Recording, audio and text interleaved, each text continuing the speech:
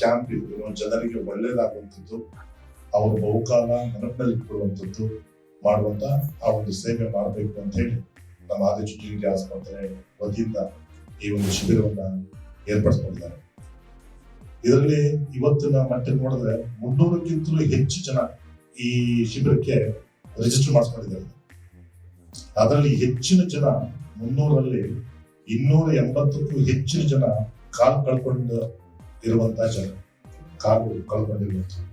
ಈ ಉಳಿದ 15-18 ಜನ ಕೈ ಕಳ್ಕೊಂಡಿರುವಂತ. ಅಂದ್ರೆ ಏನಪ್ಪಾ ಅಂತಂದ್ರೆ ಇದರಲ್ಲಿ ಸಾಮಾನ್ಯವಾಗಿ ಎಲ್ಲರಿಗೂ ನಿಮ್ಗೆ ಪ್ರಾಬ್ಲಿ ಒಂದು 95%, 98% ಆಕ್ಸಿಡೆಂಟ್ ಅಲ್ಲೇ ಇದು ಆಗಿದೆ ಅಂತ ನಮ್ಮ ಭಾವನೆ ಅಲ್ವಾ. ಎಲ್ಲ ಕಡೆ ಆಕ್ಸಿಡೆಂಟ್ ಅಲ್ಲೇ ಈ ರೀತಿ ಆಗಿದೆ. ಯಾಕಂತಂದ್ರೆ ಕಾಯಿಲೆ ಬಂದು ಕಾಲನ್ನ ಆಪರೇಟ್ ಮಾಡೋದು, ಕೈಯನ್ನ ಆಪರೇಟ್ ಮಾಡ್ತಾರೆ, ಮಾಡಲ್ಲ ಅಂತಲ್ಲ, ಆದ್ರೆ ಅಂತ ಇನ್ಸಿಡೆಂಟ್ಸ್ ಕಡಿಮೆ ಆಯ್ತು. ಹಾಗಾಗಿ ಯಾವುದೋ ಒಂದು ಸಂದರ್ಭದಲ್ಲಿ ನಮ್ ತಪ್ಪಿಂದನೋ ಬೇರೆಯವ್ರ ತಪ್ಪಿಂದನೋ ಆ ಒಂದು ಸಂದರ್ಭದ ಅನಿವಾರ್ಯತೆನೋ ಏನೋ ಆಗಿ ಒಂದು ಅಪಘಾತ ಅವಘಡ ಆಗಿರುತ್ತೆ. ಅದರಿಂದ ಯಾವುದೇ ರೀತಿಯ ಧೃತಿಗೆಡೋದು ಬೇಡ ಆಯ್ತಲ್ಲ. ಯಾಕಂತಂದ್ರೆ ಕಾಲಿಲ್ಲ, ಒಂದ್ ಕಾಲಿಲ್ಲ ಅಂದ್ರೆ ಎಷ್ಟು ನಮ್ಮ ಮೂವ್ಮೆಂಟ್ ಕಡಿಮೆ ಆಗ್ಬಿಡುತ್ತೆ ಓಡಾಡೋದು. ಕೆಲವ್ರಿಗೆ 2 ಕಾಲಿಲ್ಲ, ಸುಮಾರು ಜನಕ್ಕೆ 15 ಜನಕ್ಕೂ ಹೆಚ್ಚು ಜನಕ್ಕೆ 2 ಕಾಲಿಲ್ಲ. ಅಂದ್ರೆ ಅವರ ಪರಿಸ್ಥಿತಿ ನೀವು ಜ್ಞಾಪಕ ಇಟ್ಕೊಳ್ಬೇಕಲ್ಲ.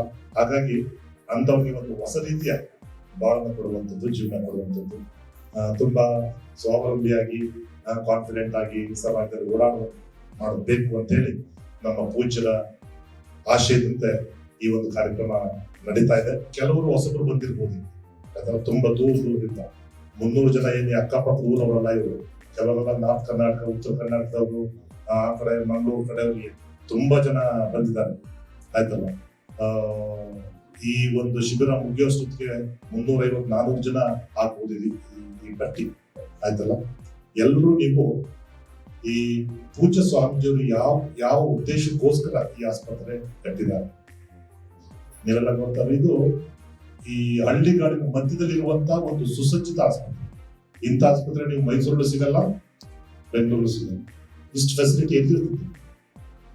ಇಂಥ ಓಟಿ, ಇಂಥ ICU, ಇಂಥ ವಾರ್ಡ್ಸ್ ನೀವು ಲಕ್ಷ ಕೊಟ್ಟು ಸಿಗುತ್ತಿಲ್ಲ. ಅಂತ ಒಂದು ಫೆಸಿಲಿಟೀಸ್, ಇನ್ಫ್ರಾಸ್ಟ್ರಕ್ಚರ್ ಫೆಸಿಲಿಟೀಸ್ ಇಲ್ಲ.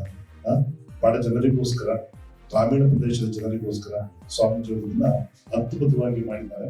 ಅದನ್ನ ನೀವು ಕೆಲವರೆಲ್ಲ ಇನ್ನೊಂದು 7 ದಿನ ಇರ್ತೀರಿ ಅಲ್ವಾ.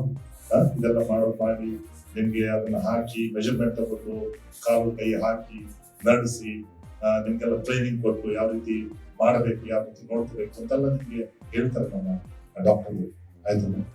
ಇದ್ರ ಜೊತೆಗೆ ನಮ್ಮ ಎಲ್ಲ ಸೌಲಭ್ಯಗಳನ್ನು, ಬೇರೆ ಸೌಲಭ್ಯಗಳನ್ನ ನೋಡಿ, ಆಸ್ಪತ್ರೆ ಬೇರೆ ಸೌಲಭ್ಯಗಳನ್ನು ನೋಡಿ ಆಯ್ತಲ್ಲ. ನಿಮ್ಮ ಊರಿಗೆ ಹೋದಾಗ, ನಿಮ್ಮ ಗ್ರಾಮಕ್ಕೆ ಹೋದಾಗ ಆಸ್ಪತ್ರೆ ಬಗ್ಗೆ ಒಳ್ಳೆ ಮಾತನಾಡಿ ಆಯ್ತಲ್ಲ. ಇಲ್ಲಿ ನಡೀತಾ ಇರುವಂತಹ ಸೇವೆ ಬಗ್ಗೆ ನೀವು ನಿಮ್ಮ ಗ್ರಾಮದಲ್ಲಿ ನೀವು ಮಾತಾಡಿ ಅಂತ ಹೇಳಿ ಈ ನೀವೆಲ್ಲ ಬಂದಿರುವಂತಹ ಎಲ್ಲ ಶಿಬಿರಾರ್ಥಿಗಳಿಗೆ ಆ ದೇವರು ಒಳ್ಳೇದು ಮಾಡಿ, ಮತ್ತೆ ಈ ಒಂದು ಶಿಬಿರ ಅತ್ಯಂತ ಯಶಸ್ವಿಯಾಗಲಿ ಅಂತ ಹೇಳಿ ನಾನು ಮಾತನಾಡ್ತೇನೆ.